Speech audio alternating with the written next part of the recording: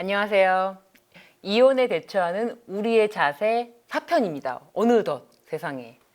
오늘은요, 코로나19로 뭐 이혼율이 증가했다 이런 얘기를 하는데 실제로 그럴까요? 아니에요. 왠지 아세요? 법원에서요, 이혼을 어떻게 합의 이혼도요, 법원에 가서 이거 해야 되거든요. 마지막엔요. 특히나 미성년 자녀가 있으면요, 3개월 동안 숙려기간이라는 것도 있고요. 법원에서 마지막으로 오라고 하는 날 와야 돼요. 그런데 법원에서 코로나 때문에 날짜를요 굉장히 안 잡았습니다. 그래서 사실 이혼 소송 중인 사건이 이제 2020년도에 끝나야 될 사건들이요 안 끝나고요 전부 이렇게 밀려가지고 2020년도가 역대 이혼율 최저예요. 전 이건 확신합니다. 이건 확신해요. 그런데 보니까 코로나19를 뚫고 황혼 이혼이 증가했다. 아니 이게 무슨 말인가요? 황혼 이혼이 증가했다라는 거는 황혼 이혼 같은 경우에는 그나마 이게 이제 미성년 자녀가 없다 보니까 법원에서 재판을 잡아요. 그런데 재판을 잡는 이유 중에 하나가 이제 두 분이 오랫동안 떨어져 있고 더 이상 같이 살 수 있는, 회복할 수 있는 가능성이 없겠다 싶은 사건들이 있고, 그리고 합의 이혼도요. 황혼 이혼 같은 경우에는 혼인 숙려 기간, 이혼 숙려 기간이 없기 때문에 이 부분에 있어서 좀 더 빨리 진행될 수가 있어요. 그래서 모든 이혼율이 감소를 해도 황혼 이혼율은 증가할 수가 있다. 그래서 여러분들 코로나19 때문에 이혼 많지 않아요? 그러고 하는데 법원이 날짜를 진행을 안 해요. 그래서 제가 오늘 이 황혼 이혼, 도대체 왜 이렇게 황혼 이혼 계속 늘까?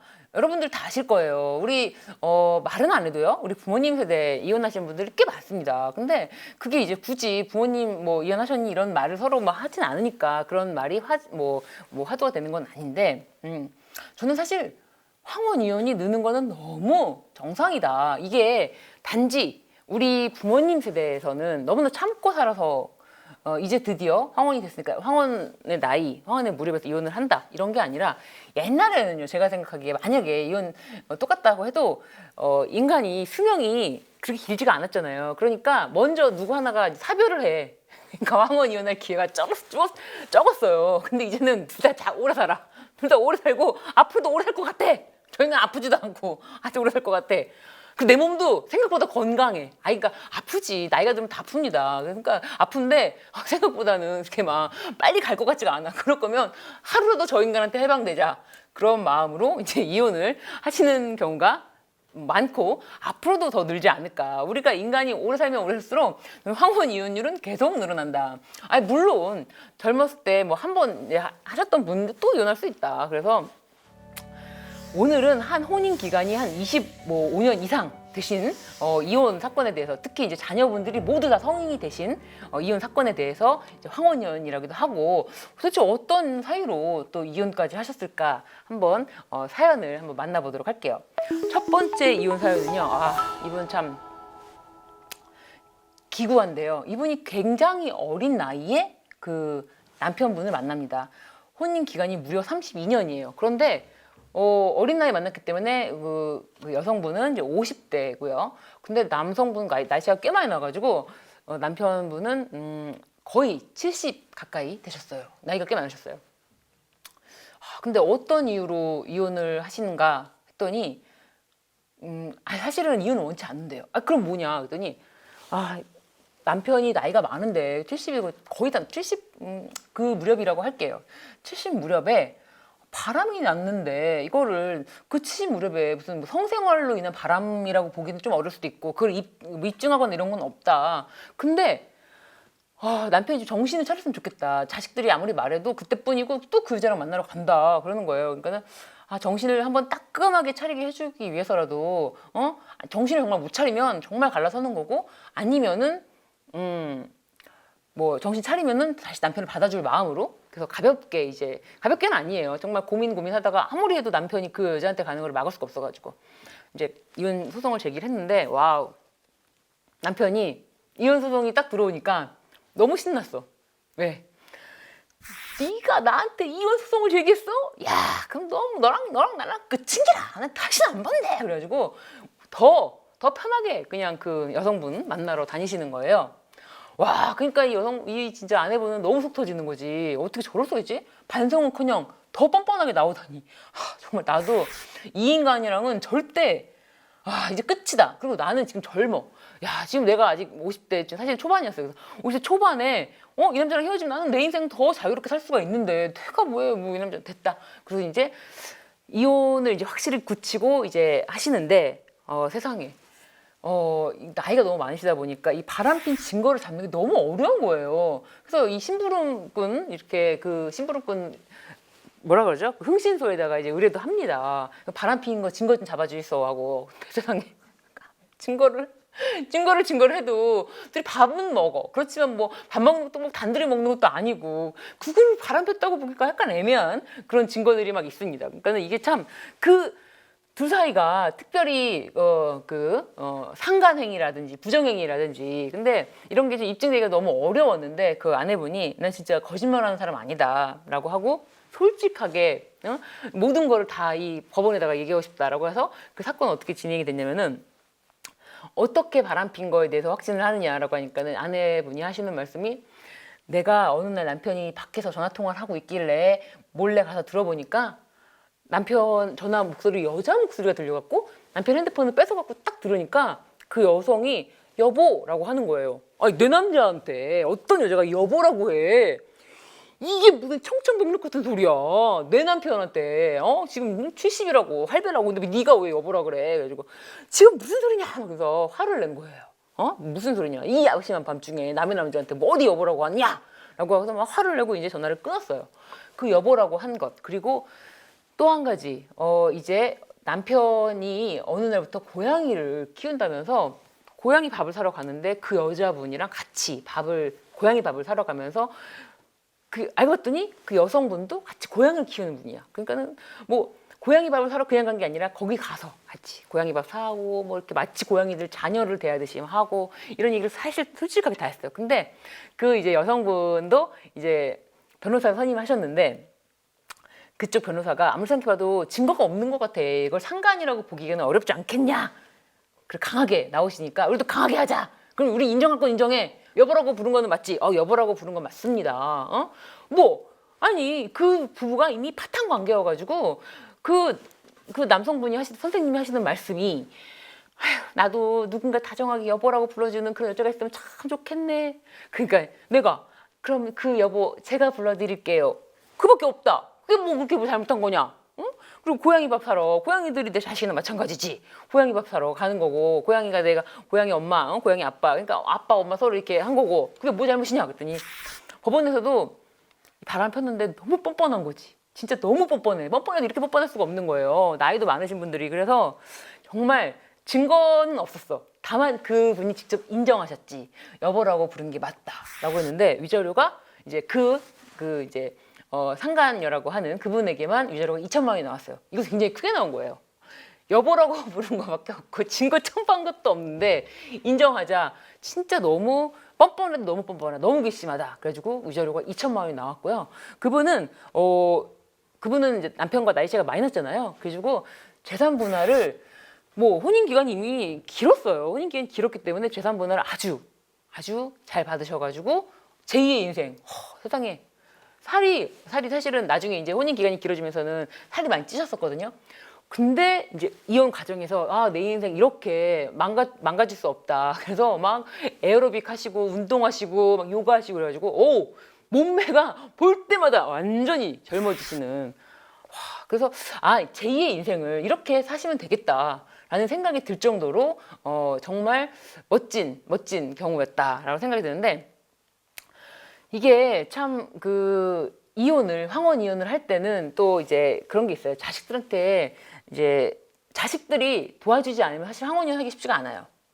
자식들이 되게 열심히 도와줘요. 우리 엄마가 뭐 때문에 내가 아빠랑 친하게 지내는 건 별개야. 또 자식들이 성인이 되잖아요. 그러면은 뭐 엄마 아빠가 이혼한다고 해도 나는 엄마 딸인 것도 맞고 아빠 딸인 것도 맞다. 그러니까 제발 이렇게 힘들게 두 분이서 사시면서 막 안 좋은 모습만 보이면서 그걸 떠나서 각자 두 분이 제발 행복하게 사셨으면 좋겠다 라고 이제 말을 해요. 자식들이 성인이 돼서 그렇게 말을 해주니까 그거를 드디어 이제 믿고 힘을 내서 이혼할 수가 있는 거예요. 그런데 자식들이 미성년자일 때는 그런 말을 해줘도 믿질 않죠. 아유, 내가 너네를 너네 때문에 참고 산다 이러면서. 그리고 두 번째 사연으로 한번 만나볼게요. 두 번째 사연은요. 혼인 기간이 33년이에요. 근데 별거를 이분은 오래 하셨어요. 별거를 11년간 별거가 11년이기 때문에 이때 이 별거를 처음에 하실 때 큰 자녀가 성인이 됐을 때였거든요. 근데 33년 만에 이제 이혼을 드디어 결심을 하시러 이제 오셨는데 이분이 큰 따님이랑 같이 오셨어요. 그래서 큰 딸이 정말 엄마가 너무 불쌍하다고 울면서 얘기를 하는 거예요. 근데 아니 무슨 일일까라고 했는데 세상에 이분은 자녀가 3명 있었거든요. 큰 딸 이제 그다음에 아들 2 있었는데 남편이 굉장히 번듯한 직장을 다녔고요. 월급도 꽤 많았어요. 근데 약간 아내한테만 딱 다른 사람들한테 다 젠틀해요. 그리고 자식들한테도 굉장히 자상한 아빠, 그러니까 아주 막 다정한 아빠는 아니래도 자식들한테는 나쁜 아빠는 아니었거든요. 근데 항상 엄마를 너무 약간 학대에 가깝도록 좀 괴롭히는 거예요. 자식들이 보기에도 좀 너무 아빠가 엄마한테 너무 심하게 한다라고 생각을 했고 큰 딸이 대학생이 되었을 때는 진짜 엄마가 사실 아빠 때문에 한번 되게 이제 폭행 심하게 맞아가지고 가정폭력 때문에 심하게 맞아가지고 쓰러져가지고 뇌경색도 알았던 적이 있었거든요.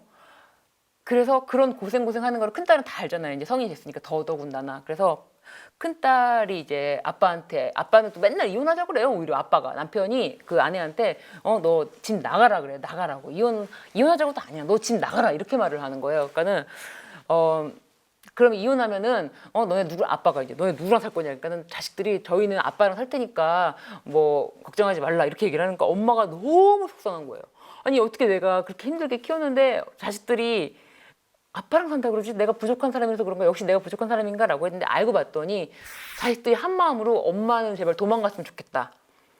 근데 우리가 아빠한테 여기 남겠다고 해야 엄마를 보내줄 것 같은 거예요. 그래서 제발 엄마 도망가라는 마음으로 그렇게 했다는 거예요. 그래서 엄마도 이제 그 얘기를 듣고 도저히 이제 더 이상 견딜 수 없을 만큼 폭행을 당하고 했기 때문에 이제 엄마가 이제 집을 나가요. 집을 나가서 이제 뭐 사실 살림만 했거든요. 이 어머니는 그 혼인기간 22년 동안 살림만 했는데 그 동안에도 남편이 생활비 받기 쉽지가 않으니까 이제 뭐 바느질하고 뭐하고 되게 힘들게 사셨는데 집 나가셔서는 이제 건물 청소하시는 일을 하셨어요. 그러면서 이제 다시 혼자 살았지만 그 큰 딸이 자주 엄마한테 왔죠. 와서 그래 이제 내가 없으니까 아빠가 이제 뭐 예전처럼 그렇게 포악하게 집에서 가정폭력을 휘두른다거나 이런 일은 없겠지라고 생각했는데 세상에 이 아빠가 자식들을 한 번도 때린 적이 없었는데 엄마가 집을 나가니까 자식들을 이제 때리는 거예요. 그래서 둘째 아들도 때리고 셋째 아들도 마구 때려서 도저히 셋째 아들이 그때 한 번은 너무 맞아가지고 이제 큰딸이 울면서 이제 아빠 나가시고 울면서 엄마한테 전화해서 앰뷸런스 타고 가서 아이를 이제 데리고 올 정도로 그 셋째 아이는 그냥 엄마가 데리고 나와서 계속 같이 살았어요. 둘째 아들은 이제 그래도 이제 곧 성이 되어서 군대도 가고 뭐 이런 과정이 있었고요. 그리고 나서 엄마가 그래도 이제 이혼을 결심을 안 하셨던 이유가 큰 딸이 결혼식을 올리는 거를 보면 좋겠다. 그래서 내 딸이 결혼할 때 아빠 손을 잡고 엄마랑 같이 결혼식에 가서 흠이 되지 않고 싶다. 내 딸한테 해준 것도 없는데 이혼한 집안 딸이라는 말을 듣게 해주고 싶지 않다라는 마음으로 그냥 사실 어머니 형편은 되게 안 좋았거든요. 근데 이제 뭐 건물 청소하시면서 되게 안 좋았음에도 불구하고 그런 건 내가 감당할 테니 너는 그냥 너가 원하는 남자가 있으면은 이제 해가지고 아빠가 그래도 보기에는 굉장히 번듯한 직장과 뭐 이렇게 하니까는 그래서 그렇게 하길 바랬는데 큰 딸이 엄마한테 와서 그래요. 엄마 나는 그러지 않고 엄마도 아빠 재산 받을 권리 있잖아. 재산 분할이라는 거 받을 권리 있잖아. 그런 거 받아가지고 엄마 인생 챙겼으면 좋겠다. 내 걱정하지 마. 내가 만약에 내가 이혼했다는 사유가 흠이 되는 남자라면 나는 그 사람이랑 결혼 안 하고 싶다. 어떻게 내가 그런 남자랑 결혼한다고 생각을 하냐. 걱정하지 마 엄마라고 해가지고 큰딸이 우리 엄마 너무 바보같이 맞고 살았고 고생만 하고 그리고 그 결혼 생활 내내 정말 아빠의 모든 비위를 맞추느라 힘들었는데 이혼 좀 시켜달라고 해서 오신 거예요. 그래서 진짜 그 사건을 하면서도 너무 정말 어머님이 힘들게 살아오셨구나. 그런데 그것도 나중 끝까지 내가 해준 것도 없는데 내 딸한테 어떤 이혼 가정이라는 걸 안 들려주려고. 근데 참 끝내 그 황혼 이혼은 비슷해요. 다 자식들이 특히나 이제 자녀분들이 꼭 이렇게 모시고 와서 이제는 이혼을 하셔도 우리는 괜찮습니다라고 용기를 드리죠.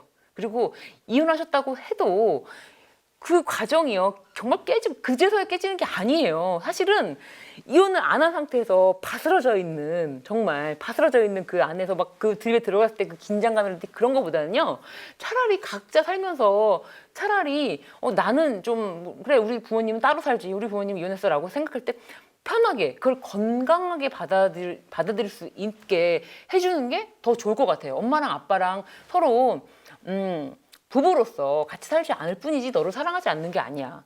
이건 정말 중요한 얘기거든요. 자녀들한테 이혼할 때 꼭 그런 얘기를 해줘야 돼요. 그 실제로 그 부모 교육이라는 게 있거든요. 그럴 때 그런 게 있어요. 그래서 엄마랑 아빠랑 따로 살아도 우리가 엄마 아빠고 나는 너를 계속 엄마로서 나는 너를 계속 아빠로서 사랑해 줄 거야 라고 안심을 시켜주면 오히려 이혼하는 게 그렇게 한 집에 살면서 정말 유리선 같이 막 안에는 내부는 다 깨져 있는데 그 파편이 있는데 그 안에서 사는 것보다는 나을 수가 있다. 황혼 이혼 세 번째 사연 한번 들어가 볼게요. 빨리. 황혼 이혼 세 번째 이 사건은요 혼인 초기부터 남편이 굉장히 아내분께 집착하는 의처증 증세가 좀 있었던 사건이었는데요. 근데 남편이 의처증이 심하지 않을 때는요 아내분 굉장히 잘해줬어요. 정말 막 뭐 정말 구두까지 막 닦아주고 벗겨주고 발 주물러주고 뭐 커피 대령하고 뭐 찬물 더우면 찬물 뭐 추우면 뭐 따뜻한 물 뭐 완전 대령하는 이제 그런 어떻게 보면 자상한 남편이었는데요. 근데 이 결혼도 이제 이 여성분이 그 자상한 남자 그리고 되게 믿음직한 남자, 듬직한 남자라는 생각으로 결혼을 결심을 했고 그리고 혼인 생활의 초반에는 계속 그랬는데 그 위처증이라는 게 한번 이렇게 딱 그게 발현이 되면요 굉장히 무서워지거든요. 근데 그렇게까지는 생각하지 못했는데 한번 정말 큰 사건이 일어났었어요. 위처증으로 인해서. 그때 정말 뭐 예를 들면은 뭐 이렇게 약간 가정폭력이 있었는데 그거를 실질적으로 뭐 얼굴을 때리거나 뭐 이렇게 뭐 신체적인 타격은 아니었지만 그래도 아무래도 그래도 뭐 부엌 가서 뭐 칼도 갖고 뭐 이런 어떤 그런 일이 있었어요. 그러니까 너무 무섭고 정말 저런 일이 또 안 일어나는 법이 없으니까 이혼을 하고 싶었는데 딸이 갑자기 돌발성 난청 이런 게 갑자기 생겨요. 갑자기 딸이 이게 귀가 안 들리는데 얘를 데리고 당장 뭐 이혼을 막 수속하고 이런 게 자체 급한 게 아닌 거예요. 내 딸이 너무 소중해. 그래서 그때 당시에 이제 남편이 어쨌든 간에 그렇게 난리를 쳤던 가정폭력을 일으켰던 그런 것에 대해서 어느 정도 각서를 써놔요. 최소한의 어떤 증거 그래서 각서를 써놓고 다시는 이런 일이 재발하면 안 된다라는 식 각서를 써놓는데 그런데 이제 근데 이렇게 한 번 있잖아요. 금이 쫙 가요. 그 정도로 금이 가면요. 절대 이 관계가 그 금이 없던 때로 완전히 돌아가기 쉽지가 않아요. 그리고 의처증이라는 거는 좋을 때는 좋지만 계속해서 조금씩 남아 있는 게 있거든요. 항상 감시하고 항상 내 아내에 대해서 좀 이렇게 뭐 불안해하고 아무리 잘해주면서도 그런 게 있으니까 좀 힘들죠. 숨이 막히죠. 항상 내가 감시당한다는 생각 때문에. 그런데 이제 딸이 드디어 이제 그 걱정했던 그 돌발성 난청이 있던 딸이 이제 엄마의 그 지극정성으로 난청도 낳고 이제 대학까지 이제 입학을 해요. 그러니까는 딸까지 성인이 되니까 이 엄마가 좀 마음이 홀가분해지셨어요. 정말 홀가분해지시니까 그제서야 이제 남편분하고 이제 이거는 합의 이혼을 진행을 하셨는데 합의 이혼을 하면서 남편분은 뭐 그런 생각을 했던 것 같아요. 이게 어쨌든 이제 이 나이가 돼서까지도 이 이제 아내분과 뭐 계속 어떤 불화라든지 내가 의처증으로 나도 힘들고 뭐 아내도 힘들고 그래서 이 가정이 파탄이 날 때까지 끝까지 가느니 차라리 여기서 서로 그냥 헤어지자라고 해서 헤어지는데 사실 뭐 그렇게 헤어지는 게 어려운 건 아닌데 재산 분할이 쉬운 건 아니거든요. 근데 재산 분할도 이 아내분이 그냥 많이 양보하셨어요. 크게 재산 가지고 싸우다 보면 끝도 없고 이혼이라는 게 언제 될지도 모른다. 사실 재산 분할 때문에가 제일 오래 걸리거든요. 이혼은 뭐 재산 분할 뭐 서로 간에 뭐 이제 뭐 왔다 갔다 재산이 없는 분들이 협의가 더 잘 돼요. 내가 봤을 때 그래서 우리나라 부자들 조금밖에 없잖아요. 그래서 그 재산 가지고 막 싸우는 그 이혼율이요. 협의 이혼율에 비해서 굉장히 적어요. 협의 이혼은요. 전체 이혼율의 85% 정도? 나머지 15% 정도 아주 어떻게 보면 뭐 이렇게 많은 비율은 아니에요. 15% 정도만 뭐 변호사를 만나가지고 법원에 가서 이혼을 하는 경우지. 그냥 부부가 협의로 끝내는 이혼이 훨씬 더 많다. 훨씬 많다. 그래서 그 사건 같은 경우는 아내분이 정말 이제는 자유로운 인생을 살고 싶다라는 생각에 재산을 많이 양보를 하고 남편이 그냥 욕심 부리는 대로 그냥 다 가져가라 라고 하고서는 홀가분하게 이혼을 하신 경우가 있었어요.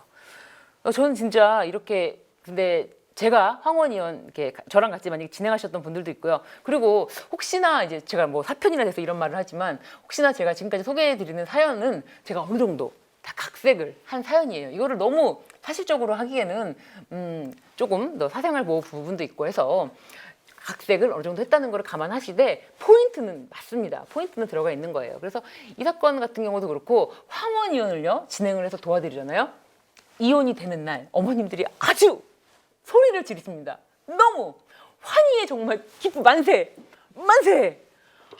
그렇게 좋아하실 수가 없어요. 그리고 뭔가 재산 부분에 있어서 만족스럽지 못한 부분이 있더라도 그래도 내일은 저분 안 보잖아요. 맞다. 그래서 저 사람이 더 이상 나랑 한 어떤 가족관계 등록부를 쓰지 않아도 되는 사람이다. 그리고 그런 거 있잖아요. 이게 이제 황혼이 될수록 그 사람이 이제 각방을 쓸 수도 있지만 한 집에서 그 특유한 그런 어떤 습관을 계속 보여줄 때요. 그게 아주 눈에 거슬리거든요.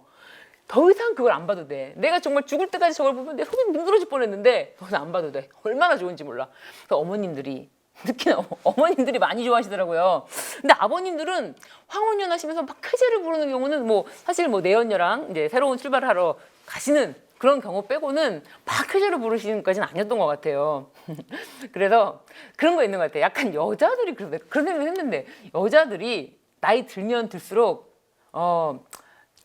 남자는 참 챙겨주잖아요. 그리고 우리 어머님 때들은 항상 남편을 어느 정도 챙겨줬잖아요. 그럼 챙겨주는 게 지겨운 거야. 아주 지긋지긋해. 그래서 만약에 이 방송을 이제 보시는 분들 중에 내가 황혼이혼 남자분이 황혼이 당하기 싫다는 자립정신을 키우자. 아내를 귀찮게 하지 말자. 그래서 황혼이혼을 나의 아내가 쾌재를 부르면서 하지 않도록 하자라는 말씀을 드리고 싶고요. 근데 하여튼 그래도 나는 진짜 황혼이혼 하시는 그 어머님들 볼 때마다 너무 진짜 몸매가요 점점 젊어지십니다. 진행하면 진행할수록요. 그리고 어머님들이 막 처음 만났을 때는 그 지금까지 참고 살았던 인생 때문에 항상 약을 달고 사시던 분들이 많은데 이혼이 될 쯤 되면 약을 다 끊으셔. 이제 안 가도 되는데. 아니 그전에는 진짜 그 남편이 집에 들어오는 그 문소리만 들어도 심장이 두근두근거리고 머리가 아프다고 그러셨던 분들이 점점 인생의 자신감을 찾는 것 같아. 그래서 느끼는 거지만 그렇게 정말 그 나이 30년 이상을 참고 사신다고 복이 오는 건 아니구나. 제가 이 말씀 한번 드린 적이 있을 거예요. 참으면 나중에 복이 오면 참으라고 하겠어. 근데 참잖아요? 병이 옵니다. 참고 살면 병이 와요. 그러느니 황혼이혼율의 증가를 시키느니 내가 먼저 어떤 내 인생에 내 마음의 소리에 귀 기울여서 이걸 내가 60이 돼도 이걸로 고민하느니 지금 결정을 해서 지금이라도 내가 할 수 있는 범위 내에서 최선을 다해 살아보자 라고 생각하는 것도 나쁘지 않겠다. 어쨌든 뭐 그래 좋아 이혼하진 않겠어 라고 마음을 먹잖아요. 그러면 평생 이혼하지 않겠어가 아니라 난 황혼이혼 할래. 나는 난 내가 나이 들어서 황혼 이혼하는 건 괜찮아. 근데 지금 이혼하는 건 못 견디겠어. 라고 생각하시면 또 그렇게 그냥 당당하게 막 참고 사는 거야. 이렇게 혼자 자기 마음을 막 누르면서 살지 말아라. 황혼 이혼도요 괜찮아요. 뭐 어때요? 내가 이제 솔직히 젊었을 때는 다 그렇잖아요. 젊었을 때는 부부 동반도 많고요. 뭐 친구들 만났을 때도 남편 이야기도 많이 하고 뭐 시댁 이야기도 많이 하니까 젊었을 때는 그렇게 사는 게 좋아. 근데 뭐 나이 들어서까지 뭐 아유 됐어. 나이 들면은 혼자가 좋아라고 생각하면은 그렇게 편하게 마음 편하게 릴렉스. 그리고 나는 결혼이라는 게 별로 마음에 안 든다. 그럼 결혼 안 하고 살면 되는 거. 이거 우리 황혼이혼이라서 결혼 안 하신 분들 별로 안 들으셨겠다. 우리 엄마 얘기, 아빠 얘기 생각해 보세요. 우리 엄마, 아빠 잘 생각해보면 엄마, 아빠처럼 살아야지라고 생각하시지만 엄마 속도 문드러져 있을 경우가 있어. 엄마 속이 아니야. 그럴 경우 그래 엄마처럼 사는 것보다는 혼자 사는 게 낫다. 이렇게 생각할 수도 있어요. 저는 그렇게 생각합니다. 그리고 엄마들이 항상 아빠 욕하잖아요. 이렇게.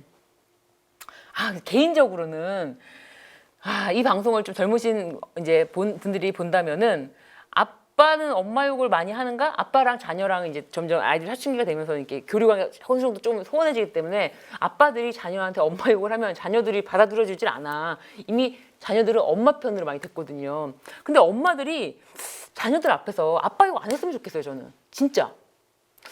저는 이건 되게 웃긴 건데 제가 좀 특이한 아까가 아니란다.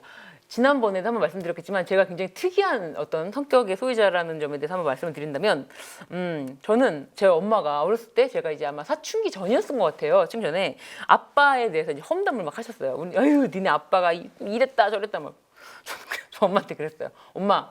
엄마한테는 남편이지만 나한테는 아빠인데 우리 아빠의 욕을 엄마가 한다고 해서 받아들여지지 않는다. 우리 아빠의 욕하는 걸 듣고 싶지 않다. 엄마한테는 남편이지만 나한테는 아빠니까 나한테는 하지 말아라. 괜히 그런 말 하면 나랑 아빠랑 사이만 멀어진다. 그래가지고 저는 엄마한테 한 번도 아빠의 험담을 듣지 않았어요. 그래서 이런 얘기를 들었죠. 전혀 아빠 편이라고. 전혀는 엄마 가족 간에 편이 어딨어. 그냥 가족 간에 다 그냥 좋은 게 좋은 거지. 이러면서 엄마한테 아빠의 부정적인 얘기를 듣지 않았기 때문에 저는 계속 아빠가 그냥 되게 좋았어요. 그리고 심지어 저는 엄마한테 이런 말도 했어요. 이제 다른 친구네 집에 가보니까 부부싸움을 안 하는데 이유가 있더라. 다른 친구 엄마, 내 친구 엄마는 엄마처럼 아빠한테 다다다다다다 안 하더라. 엄마가 전혀. 엄마가 그럼 또 난 아무래도 엄마를 닮은 것 같아. 엄마가 아빠한테 그렇게 하듯이 나도 엄마한테 지적하잖아. 저희 엄마는요 아빠한테 참는 게 1도 없었거든요. 바로바로 지적하거든요. 아니요 그건 아니고 저건 엄마를 닮았네. 아무튼 뭐 저희 아빠는 지금 뭐 돌아가셨지만 어쨌든 이렇게 저는 그래서 아빠에 대해서 나쁜 기억이 1도 없거든요. 근데 우리 엄마 얘기를 계속 들어주던 우리 이제 아빠 얘기에 대해서 이제 험담을 들어주던 우리 언니는 약간 이제 아빠에 대한 어떤 이런 면은 별로 좋지 않지라고 기억을 하더라고요. 근데 저는 난 몰라.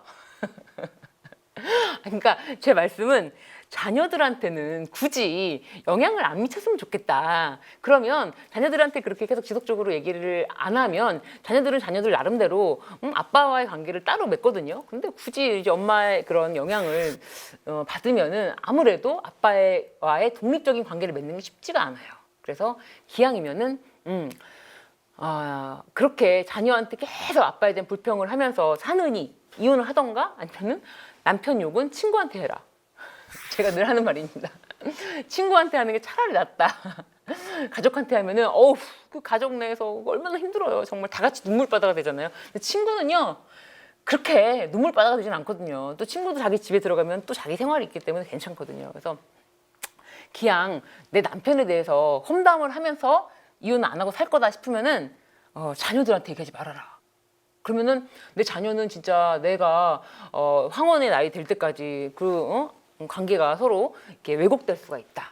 저희는 항상 건강한 어떤 생각과 건강한 생활 그리고 건강한 인간관계를 추구하는 방송 이혼 방송입니다. 여러분 다음 편도 놓치지 마세요. 다음 편에서 만나요. 안녕.